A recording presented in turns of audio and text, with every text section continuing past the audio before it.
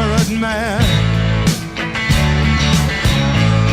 Send lawyers, guns, and money.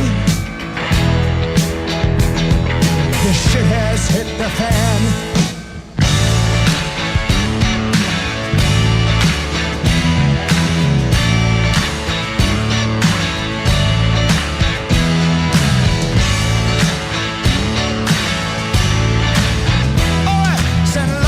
Guns and money.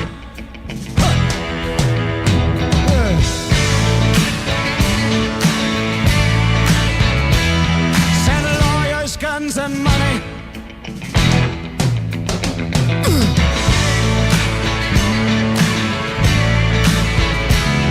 Send lawyers, guns and money.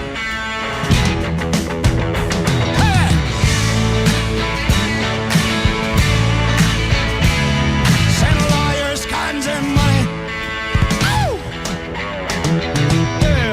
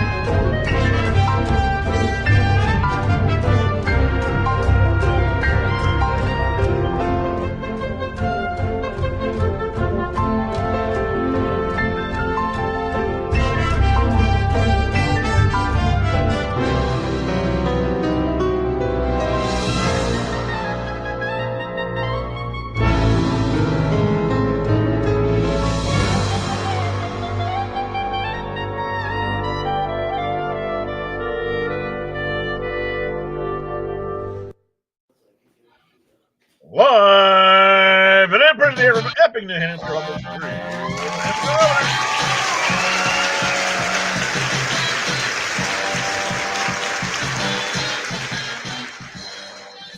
That's right, ladies. He's from New Hampshire. He knows New Hampshire had 3 governors, but he only knows 1. There he is, ladies and gentlemen, with the stylish glasses. The way he's put his hair back. There's only one guy that could do that, ladies and gentlemen, and he's got a show for you tonight.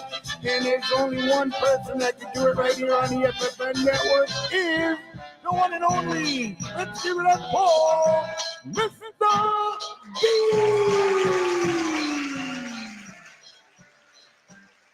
Ladies and gentlemen, thank you very much. I want to give a big shout out to my engineer, Mr. Blazeman, for creating that wonderful introduction. Thank you very much.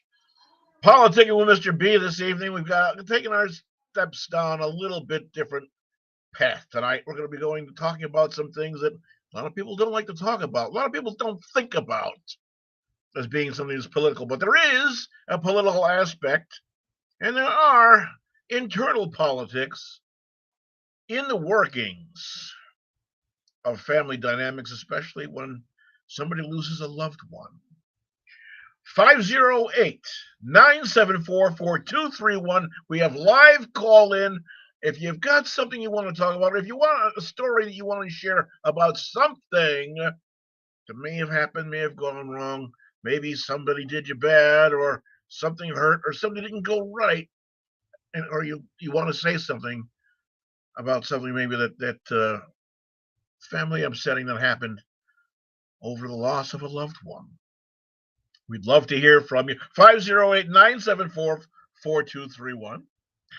Mr. Blazeman, we chitted, we chatted, we this, we that, and did we bother to remember to bring up our flag this evening? Thank you very much. Let's get that up here, run up the colors, so we can get our show on the road.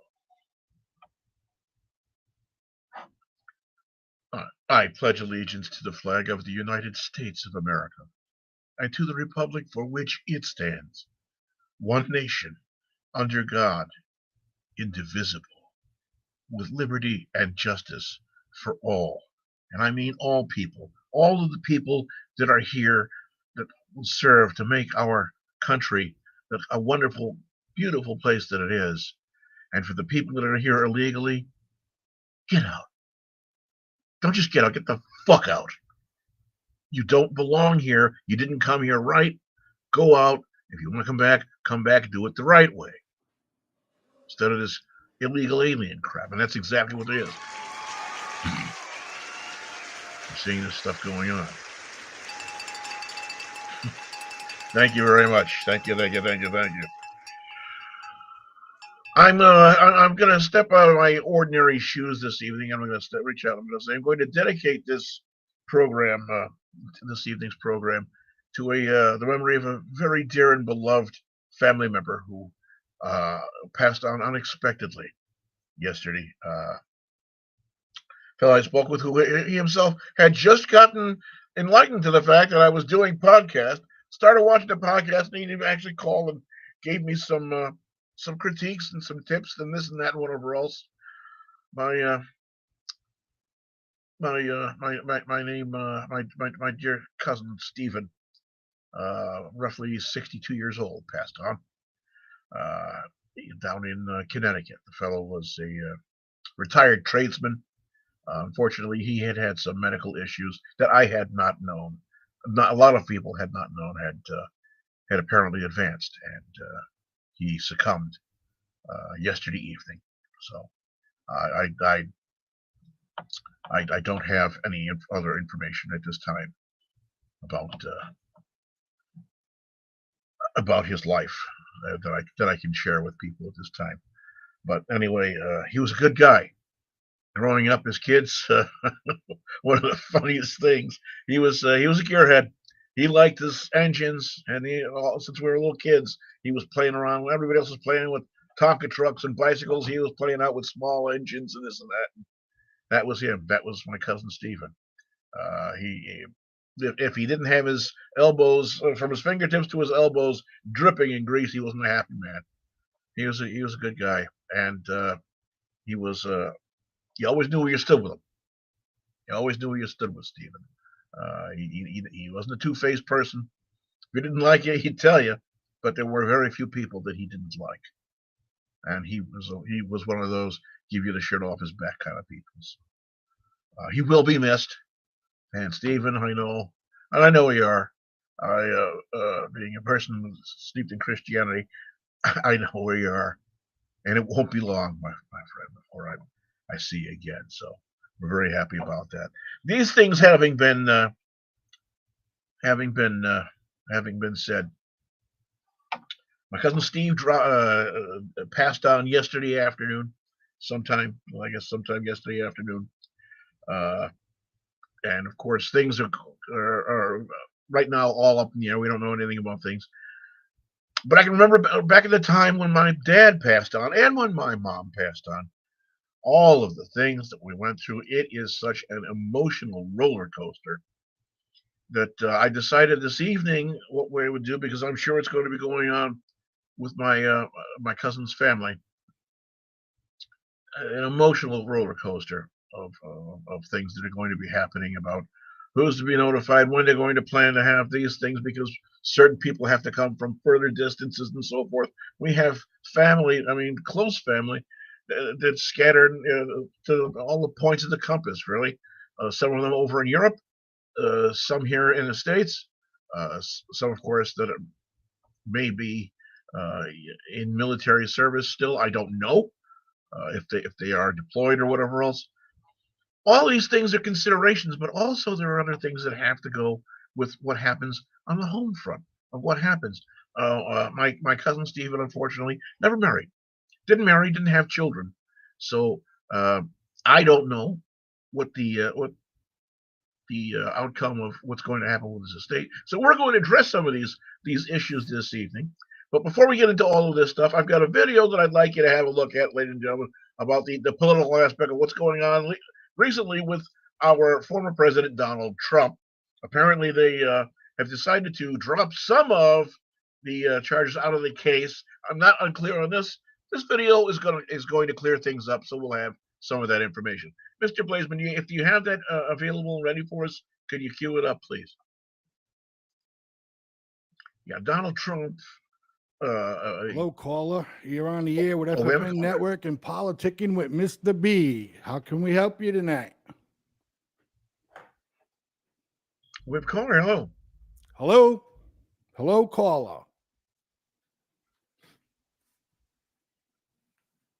Did we drop the call? Yes, the call was dropped. Yes. I'm sorry to have that. Oh well. I hope they'll call back. I for whatever reason. Oh, there you go. Okay. Hello, this is FFN Network, and you are on the line with Politicking with Mr. B. Good evening, caller. Hello? Hello. No, I don't know what's going on. Well, they're trying to get a hold of you, B. Anyways, go ahead, man. We'll try and take care of this. Yeah, right. Keep that caller on the line. Do we have that video for regarding President Trump? Yes, we do, bud. Can we go ahead and cue that up? Yes, sir. Thank you very much, sir. Well, we are following breaking news. A Georgia judge has dismissed some of the charges against former President Trump in his election interference case. The Fulton County Superior Court judge says 6 of the charges in the indictment must be taken out, including 3 against Donald Trump. That includes 2 charges related to the phone call Trump made to Republican Georgia Secretary of State Brad Raffensperger. Joining us now live is News Nation's senior national correspondent Brian Enton with more and reaction to these breaking details. Brian, good morning. Yeah, good morning, Kelly. We're outside the courthouse here in Atlanta. We were here waiting on this big decision coming in the Fani Willis case. Whether she would get to stay on the case. Not necessarily expecting this today, but man, this is a big deal and certainly a win for the former president. The judge overseeing the Georgia election interference case, his name is Judge Scott McAfee. He has dismissed 6 of the charges, as you said. 3 of them were specifically against former President Donald Trump, saying that those charges in the indictment should be squashed. Important to note, though, it's not like the case is totally thrown out. Other charges have been left intact, many of those charges in the indictment, and it's also possible that the prosecutors could seek these charges that were thrown out again. He's just basically asking them to provide more detail.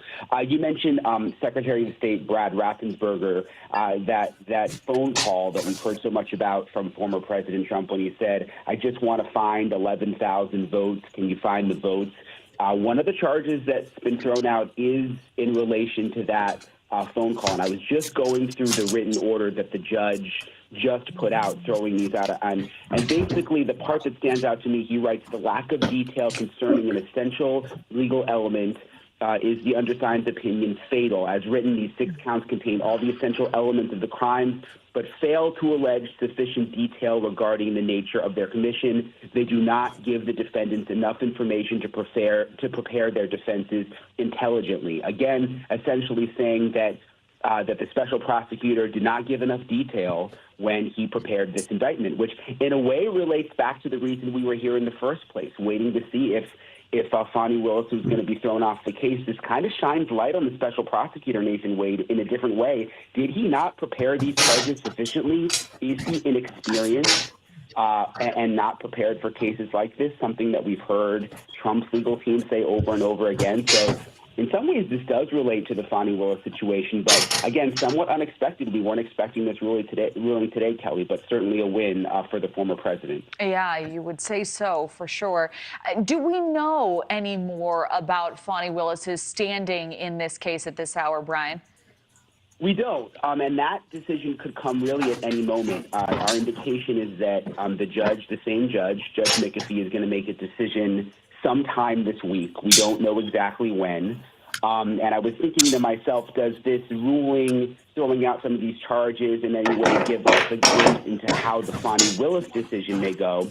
Don't really think so. But again, it doesn't look good for the special prosecutor. I mean, the judge basically calling him out and saying that he didn't provide enough detail, that the indictment wasn't strong enough for the charges to stand. So it's certainly not a good day for him. Whether we'll hear about Fani today and whether, she's going to get to stay on the case, and if she had this inappropriate relationship with the special prosecutor, whether that influenced things, we don't know yet. But again, we're outside the courthouse. We're ready to go. All right. And Brian, in terms of any comments, reaction from the president, have you heard anything in the pipeline at this time? I haven't seen anything yet, Kelly. Again, this literally just came down about 15 minutes ago, and somewhat complex reading through all of it. So I think everybody's still just trying to understand exactly what the judge meant throwing out the charges and trying to understand all the details. So I'm sure we'll hear from the former president camp soon. Again, I also think this was somewhat unexpected. I mean, everybody's here waiting on this Fani Willis decision. I don't think many people expected this to happen today. No, I certainly did not. All right, Brian Entin, thank you so much for hopping on the call, giving us that breaking news. Thank you for watching. Go to newsnationnow.com. All right. Thank you very much, everybody, for watching and having a look at that. And I want to thank the news agency for all of that information that came. Apparently, President Donald J. Trump, who is now running for another term for election, did have himself quite a decisive win within the courts to have some important aspect of the cases that's been brought against him dropped, washed away. Now, what does this have to say? How does this reflect on the people that brought the case? You can talk to an awful lot of people. I want to see Alan Dershowitz come out and start talking about this because, ladies and gentlemen, this does not bode well for the people who prepared the case and brought these charges forward, because apparently it looks like it was amateur night. I myself, a great number of years ago, had a small case that happened, believe it or not, when somebody came into the small claims court out in Western Massachusetts, and I was able to file a countersuit for over $60,000. Had it brought from the small claims to the regular civil court side, and prosecuted the case, and pretty much won the case pro se, not with any help of any attorneys at all. And if I could do something like that easily, Hello? people who were president. Hello, caller. You're on the air, FFN Network, politicking with Mr. B. How are you this evening? There you go. Hello. Hello, Can caller. hear you just fine. I cannot hear them. Say again. All right. They are not audible over the internet, unfortunately. Who's not audible over there? I cannot hear the caller. The caller hung up. Okay. Oh, I thought the caller was talking. Okay. All right. Oh well. Yeah, you said something real quick, so you heard him, and then he hung up. No, I didn't hear them. He said something about. I'm not going to repeat it because I think that's what he wants us to do. So I'm not going to fucking repeat all right. it. So. Okay. All right. Anyways, go ahead, continue on, sir. So anyway, yeah, it's strictly amateur night. The people who filed these things, as they say, if you pardon my language, whether you like it or not, I'm going to say it. They tripped over their dick. They really did. They left out crucial information that any first-year law student themselves may have overlooked, but certainly someone who had been practicing law, especially in venues such as this, should easily be adept at including information like this in a court filing. So yeah, this is what's happened. This thing was just thrown all together, hockety pockety, and they just don't seem to get it. And again, if anything, this looks a hell of a lot better for former President Donald Trump. That having been said, we were speaking earlier about the horror stories and things that can happen with things when people pass on, and there are things a lot of times. There are things that happen inside families that turn out to be if you will, like a political sort of thing. But one of the most horrible things that can possibly happen is if a person could die, as they say, intestate, which means intestate, that they have no will. We'll get to that in a moment. We've got a video to play. If you got the video number 2 queued up for us, Mr. Blaisman. Yeah, could you go ahead and light that, and we'll go into that, and then we're going to take a break. One of the worst times for a family can be after a loved one passes away, especially if they have not set clear intentions for their assets or belongings. So what would happen if you were to pass away without a will? First, the state assigns a personal representative. If you die without a will, your estate will be intestate. Your accounts and assets will be frozen, and no one will have access until a personal representative has been appointed. Items such as bank accounts, real estate, and securities can only be released once the estate has chosen a representative. But there are some exceptions. There are 2 exceptions to what will be frozen without a will: life insurance payouts and payable on death or transfer on death designations. When signing a life insurance policy, you select who you would like to inherit your life insurance should you pass away. If at least one of your beneficiaries survives you, the life insurance payout will not go through probate, and this does not have to go toward any debt you leave behind before being distributed. For payable on death and transfer on death designations, once beneficiary designations have been made, these will also be left out of the probate process, and beneficiaries must only go to the bank that holds the account and show proof of death for this to take place. There are some states that may require certain taxes to be proven paid, but otherwise there will not be a freeze for these funds.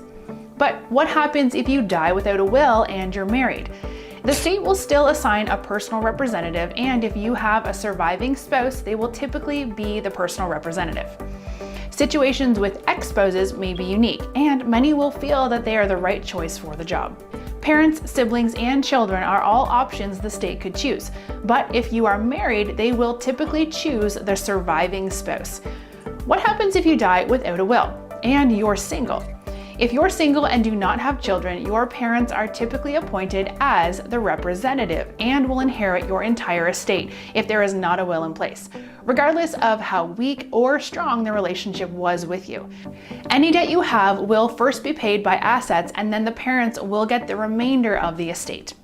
If one of your parents has passed away, the rest of your estate, after debts have been taken care of, will be divided between your surviving parent and your siblings. When you are single and you have children, your children would inherit your entire estate. If your children are still minors at the time of the inheritance, the court can appoint a guardian to look after the inheritance until the child is of age of majority. In most cases, that age is 18, but they could be forced to wait until they are 21 years old, depending on state laws and inheritance amounts. A surviving parent can be appointed guardian of a child's inheritance, but in some states, if the inheritance is over a certain amount, a court-appointed guardian must be chosen. What happens if you die without a will and you're unmarried in a domestic partnership? If you're in a domestic partnership, the risk of not having a will in some states is greater than others. Some states do not recognize domestic partnerships, but if your state does recognize domestic partnerships, your domestic partner will be treated as a spouse and given the same rights. If your state does not, the domestic partner will not be named a beneficiary by the state. What happens if you die without a will and you're unmarried but in a relationship? In today's society, it is not uncommon for a couple to live together as partners without legally binding agreements. Unfortunately, without the legal agreement, a significant other would not be recognized during the division of your estate. Unmarried couples are not eligible to inherit property, assets, or belongings, and they would be divided among living relatives based on state-specific laws. And here are some more important things to consider. If you own property in more than one state, keep in mind one state will not be deciding the outcome for the entire estate.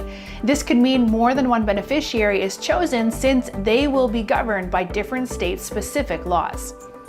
Moreover, taxes will be calculated on your estate, and each state's taxes are slightly different on estates. Be sure to look at your specific state for applicable law. Some states tax estates up to 16% if it's worth over 1.6 million, and other states have a specific formula to break down the taxes by beneficiary. Under federal law, your estate will be taxed 40% if it's worth over 11.7 million. Anything under that is typically exempt from federal taxes. We're eForms, the biggest online database of legal documents. We have a state-specific will template just for you, and you can get it by clicking on the link right here. And don't forget to subscribe first for more documents that will help you stay organized, and that is this button. Good thing to point out before we go to break, if you've noticed, the lady had mentioned they have a state-specific batch of templates for wills. Ladies and gentlemen, it is imperative you understand what may be legal will that may be drafted somewhere over in Wisconsin may not be considered a legal will somewhere in Oklahoma or whatever else. You have to make certain, and this is why I always advocate, speak with a qualified attorney at law in doing your estate planning matters to make certain that what you're doing, and if you've used especially one of these do-it-yourself will kits, is actually legal and valid in the state that you're in, so that you have no question that your will and your desires and so forth after you pass on are going to be carried out.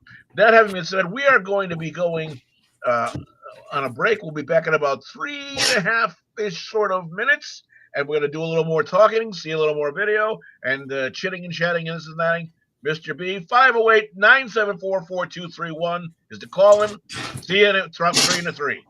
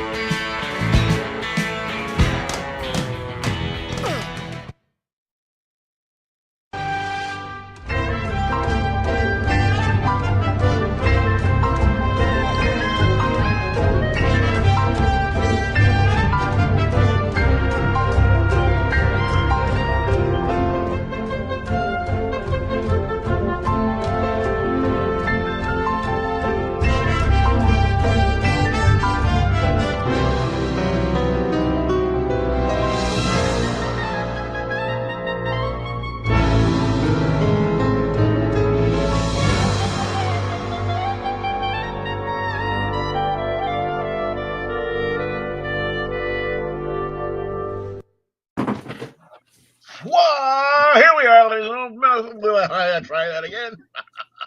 Politicking with Mr. B. This evening we are discussing all sorts of things going on with people who have unfortunate happenstance when they lose a parent or friend, a relative, or whatever else. Sometimes things go wrong. Before we go into our next video, I want to read something to you, a small story from a lady who wrote in. I'm not going to use this lady's real name for protection of the thing, but I'm going to call her Francine Hicks. A Francine Hicks from Cuscob, Connecticut, of all things. Cuscob, Connecticut. Anybody know where that is? That's somewhere down around, I don't know, above Bridgeport, and east of this and west of that and whatever else. And I think it's somewhere near where Martha Stewart used to live, I think. Anyway, Cuscob, Connecticut writes in to tell me that they had something that was willed to her, a piece of jewelry, something fairly elaborate. I don't have any descriptions more other than that, but that had a very large center diamond in it.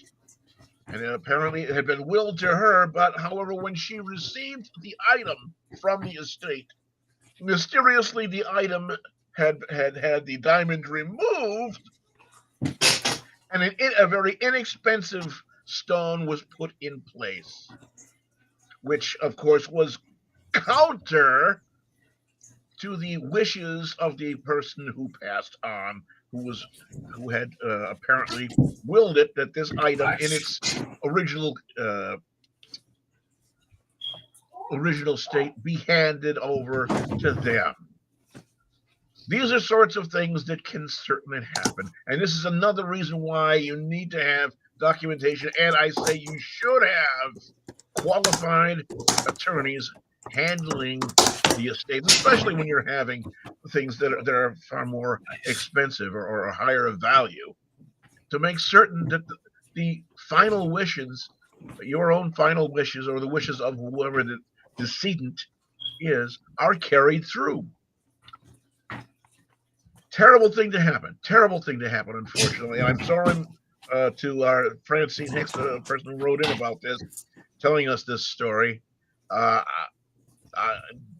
I'd have no idea if they have any sort of remedy or whatever, but unfortunately it sounds to me that they've, depending on what they had, and having my background, I would guess a piece of jewelry owned by someone down in Cuscob, Connecticut, wouldn't be your ordinary run-of-the-mill piece of Sarah Coventry. I don't think it would be something that was probably of much higher value, and it could have also been something like a Harry Winston piece or something that had more important provenance to it. I have no idea. Whatever it is, whoever did so dastardly a thing is to take something that was supposed to go to a recipient away from them against the wills of the decedent is despicable and heinous on its face. I got it, and I'm going to call it that, and that's terrible. Coming up, by the way, I want to mention stick around when we're all done. I know you're enjoying watching this. We got a great show coming up after the I-12 GIA Real Talk with Real People program. These guys know what they're doing.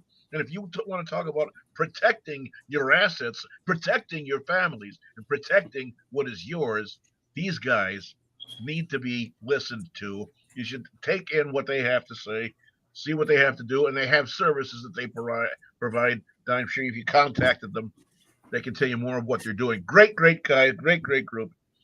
All right, Mr. Blazeman, we have a third video coming up. Do you have that available for us? I'd like to go ahead and launch that if we could. Working on it. Working on it. Okay, great. Yeah, another little story. I'll give you. Well, we're talking about terrible things that have happened. I'll give you a funny little anecdote as far as having to deal with the passing on of friends. When I myself was all of about 5 years old, my great-grandmother had passed on. We were supposed to be slated to be leaving on our summer vacation when they were having the funeral and the wake. So I was 5 years old. I had not experienced such things before. And we were raised in Roman Catholic, and in the Roman Catholic faith, they have the viewing of the body with open casket affair. And when they do the open casket affairs, of course, it's not like the ones that you'd seen from 100 and something years ago where they had an entirely uncovered body. They have only the top half of the body is exposed. So here I am, 5 years old. We go up. My father tells me, "You're going to go see." You can say a prayer, but you can say something, say goodbye to Nona. She's not going to talk to you. And I understood that. Okay, fine, wonderful. And we went up and said our prayers and so forth and walked away. And after we walked away, I looked at my father and I said, "Daddy, why are they only burying half of Nona?" Yeah, okay. So that's so much for a 5-year-old.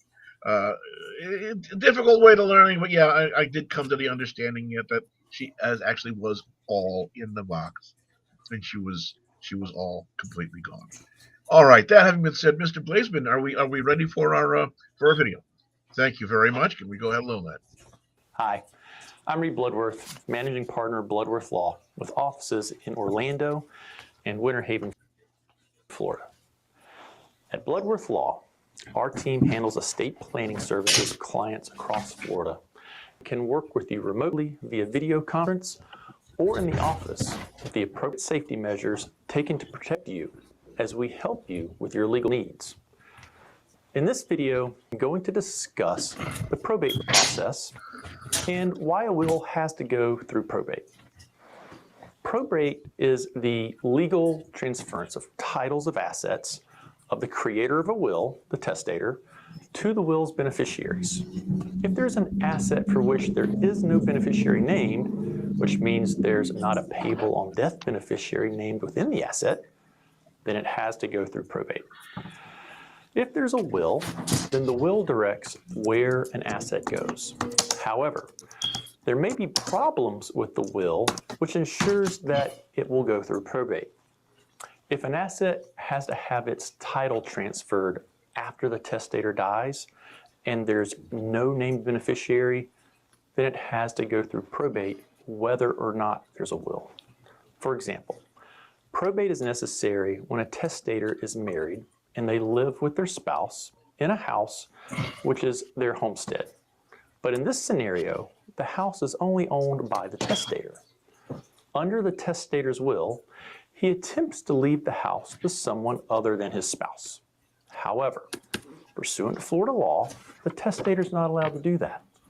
Under Florida law, the spouse is entitled to a life estate in the house so that they can live in the house until they die. Alternatively, the spouse can take 50% of the value. We lost that, but thank you very much. Okay, I want you folks to understand this gentleman is talking from a position in Florida. And again, the laws that he is stating may not apply to someplace in Wisconsin or Oklahoma or Utah or wherever. Again, each individual state has their own way of doing things, handling things, probate, whether you have a will or whether you die intestate. Are we going to be back on track with that, or did something technical go awry, Mr. Blazeman? Or there's an ex-spouse that the home was promised to. There are many situations where you may incorrectly put in your will that you want X to happen, but just because you put it in there doesn't mean that you're allowed to do it. For example, if you created your will and you've accumulated quite a lot of money, and you put specific amounts into the will stating child A is going to get $10,000, and this person will get $10,000, and this person will get $5,000. But at your death, your assets have decreased or increased. Then the specific amounts have to be adjusted and will have to go through probate. Creating a will and estate planning are not do-it-yourself projects. If you're over 18, you should have your estate planning completed and your legal documents reviewed by an attorney. Again, I'm Reed Bloodworth, the managing partner of Bloodworth Law. Give me a call, Let's talk about how Bloodworth Law can help you and your family. And we thank them very much for the ability to share that and information with you. We thank them for the information, and the people at Bloodworth Law. Again, I can't stress enough that what laws they speak of are in effect in Florida may not be laws that you would be able to have access to, well, in a different state. Always talk with a qualified attorney in your particular state, because that's the most important thing that you can do, so especially when you're dealing with the final wishes of your family. I do have some other information about things that have happened, or other stories about things that happened when people died and they were not akin to having a will in the family. There was a story that I briefly had time to broach reading. Unfortunately, wasn't able to print the whole thing off. But apparently, it seems that what happened was the dirt was barely settled on top of this person's final resting place when family members went over to the decedent's home and began stripping it of the contents that were inside it in a free-for-all. Now, these are things that can happen. These are things that are horrifying.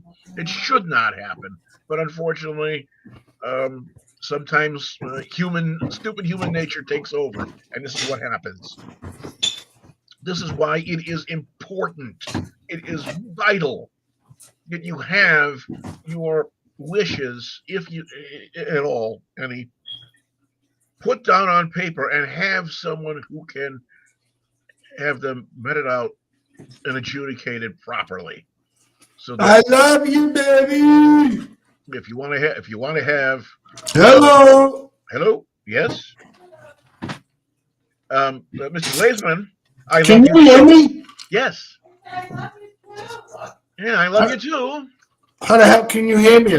My mic's supposed to be muted. Yeah, that would be nice. They've been trying to get you to mute that for quite a while now, but we've been hearing all the stapling and bumping and rumbling and things, ladies and gentlemen. No, sir. In the background, these are the things that happen when I know why. when the engineers are doing things. We thank very much. By the way, I want to say hello to Mr. Charles Arch, Ms. Crystal Nault Martinez.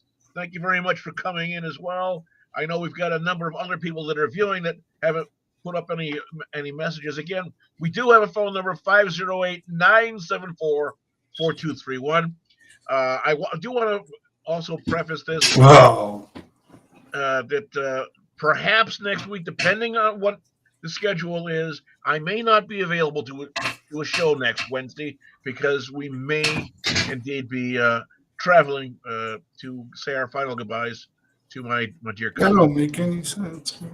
Down in elsewhere, I'm going to say. So what are your thoughts, ladies and gentlemen? I'd like to hear them if you've got them. That poor lady down in Coscob, Connecticut, that lost that item that should have been hers, of something of apparently great value. What do you think? I mean, is this something that you would tolerate? How would you go about dealing with this?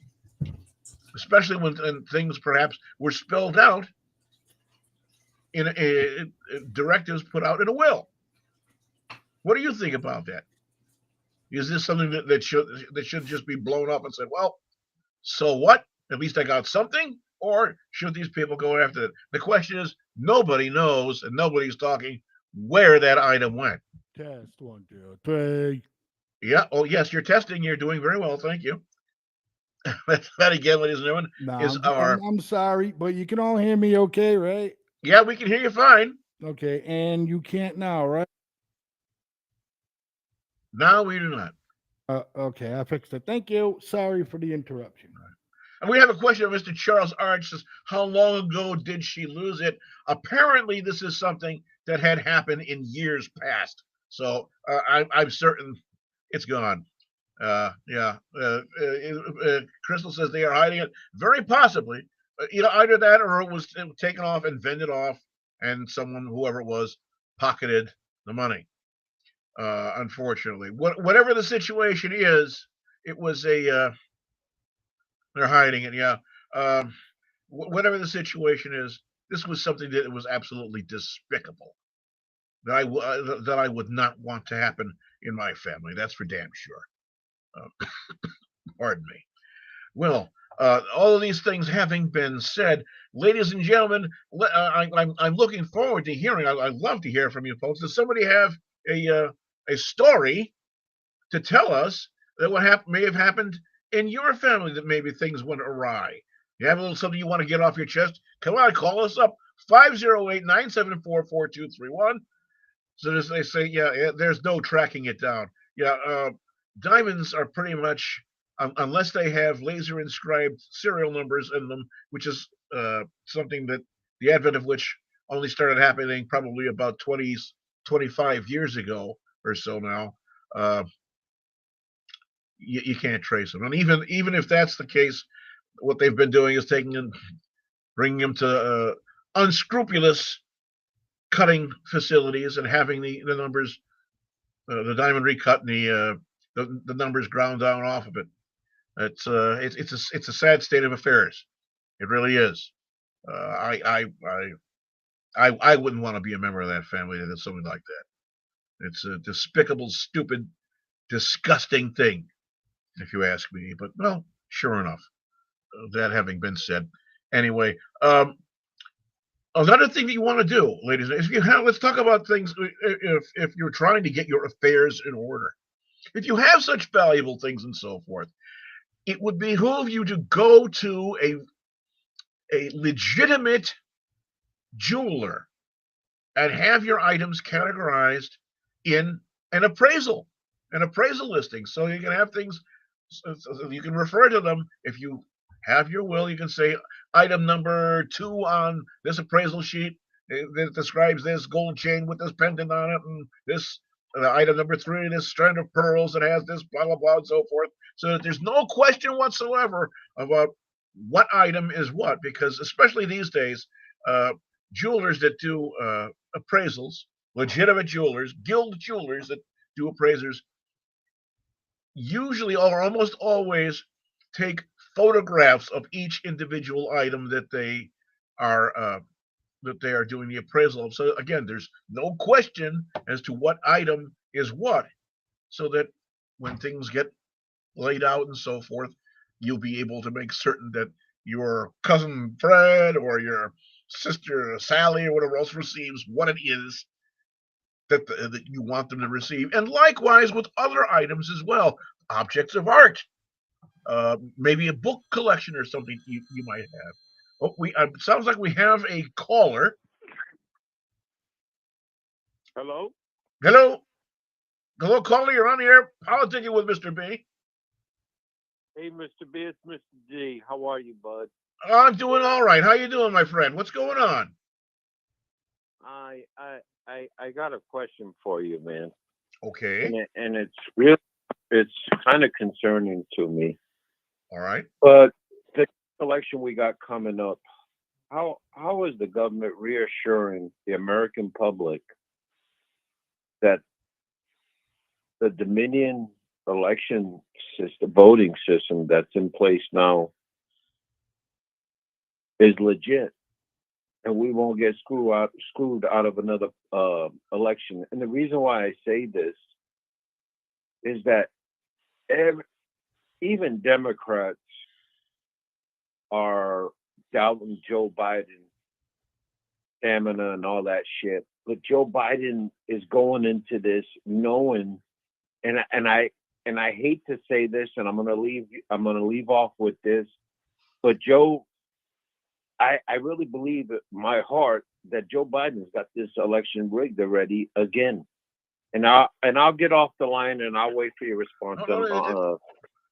Well, I want to thank you very much for calling in, Mr. Neiman. Thank you very, very much. Yes. I know you yourself You're welcome, are buddy. dealing with personal issues, and I wish you peace. Thank you very much for calling. How are they assuring us that the voting situation is going to be regular and legal and whatever? They're not. And this is why there are initiatives that are popping up everywhere that I can see. There are issues popping up trying to get things on the ballot to remove ballot boxes. Here in New Hampshire, there is an initiative of it trying to get things that the idea that voting ballot boxes are gone. They don't use these stupid ballot box automated machine things or whatever else, and people go back to doing things the old-fashioned way of counting hand counting voter cards and so forth, or ballots and whatnot. Yeah, it'd be monotonous and tedious and so forth, but you know what? It would do a hell of a lot better than all of this ballot box stuffing crap that we saw and whatever else, and someone showing up. Oh well, there was 150,000 mail-in votes that we happened to find in the back of a truck somewhere else, parked underneath the bridge over behind 16th Street or whatever it was.